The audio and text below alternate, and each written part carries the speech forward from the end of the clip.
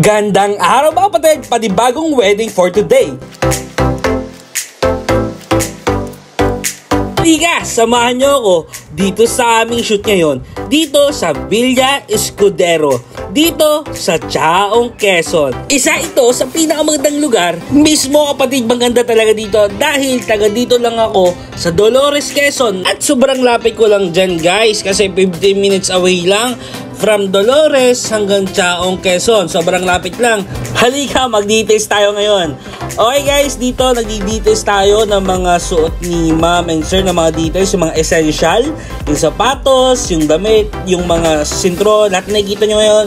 At bilang isang photographer kapatid at sa mga kasamahan kong videographer, guys, mga kapatid, hindi po biro yung ginagawa naming trabaho or bilang isang freelancer. Hindi po biro, hindi madali. Kaya guys, hindi ito yung pitik-pitik lang, hindi yung pindot-pindot, hindi click-click lang. Mahalaga ito dahil ito ay part ng pagbuo ng memories nyo guys sa inyong mga event. Part kami dyan guys, part kami, malaking part namin dahil wala kayong mababal kang litrato o video kung wala kami, diga yan.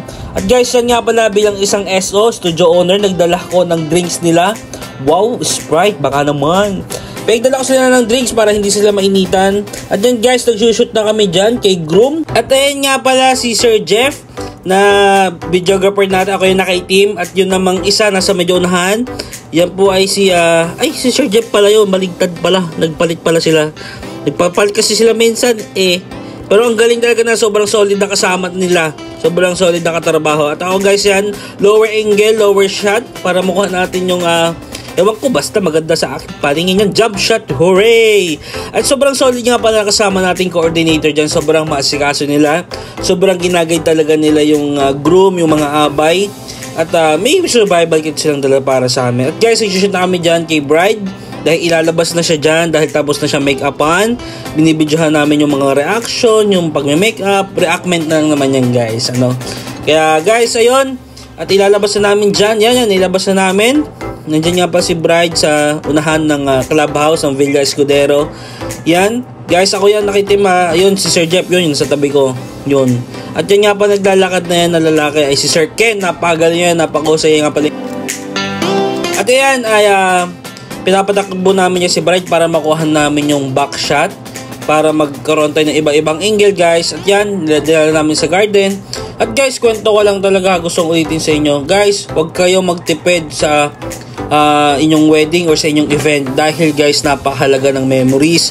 Wala kayong mababal, sabi ko kanina, wala kayong mababal kang picture after 10 years, after 50 years kung buhay pa. Pero guys, ma-appreciate yan ng mga inapo or mga inanak nyo na.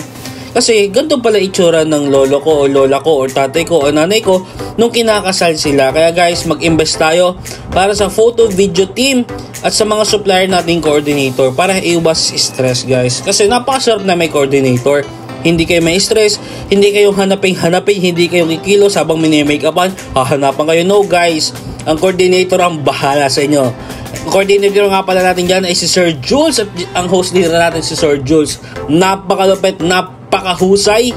At guys, dyan sinushoot namin ngayon yung Team Bride. Dyan, Team Bride naman tayo, may dalang tubig kasi sobrang init guys sa panahong to.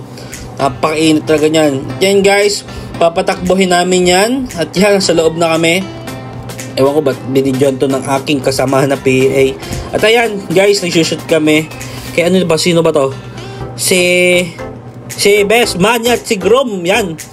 And guys, napaka-importante rin yan dahil mga moment yan guys. Si Best Man kasi ay Best Man, pinili siya dahil siya yung pinaka-best na abay o ano man yan. Basta guys, sinushoot namin yan, mahalaga yan. At yan, si Bride, beauty shot na tayo.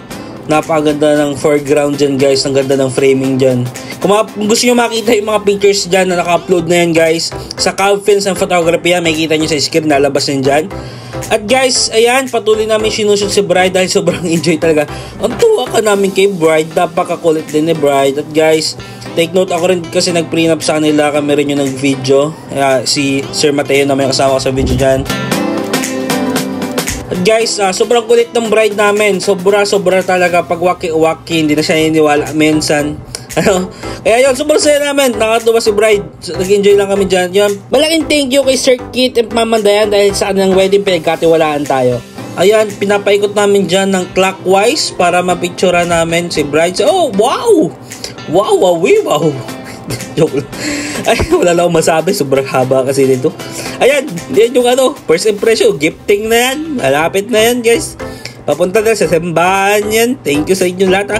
Hindi pa tapos, guys. Meron pa nga 1 minuto. Tapusin nyo na. Ayan, guys. Sobrang ganda nga pala ng loob niyan. Tama naman. Ang ganda guys sa loob dyan, guys. Ang ganda mga kapatid. Sulit talaga yung kanilang binahin dito sa catering. Kumbaga, paradise guys. Ayan, nasa church na kami. At dala ulit natin tubig dahil ayaw nating sabi nga, stay dehydrated. At guys, yun nga pala yung mismong simbahan sa Villa Escudero. Diyan na rin sa lobby, isa lang. Sobrang lawak kasi yan. At yung editor guys, nakita nyo yung editor naka-laptop. Yun yung editor. SD kasi tayo. Si Sir Benok pala. Sir Benok, sorry, Sir Benok. Sir Benok nga pala editor, napakahusay na editor. Yan nga pala, Sir Jeff, napakahusay niyan. Yan ako, nakamulaga dyan. Kasi wala nagbebedya sa akin, nawala yung PA ko dyan kung saan nagbunta. Ayan, guys, message na ng parents.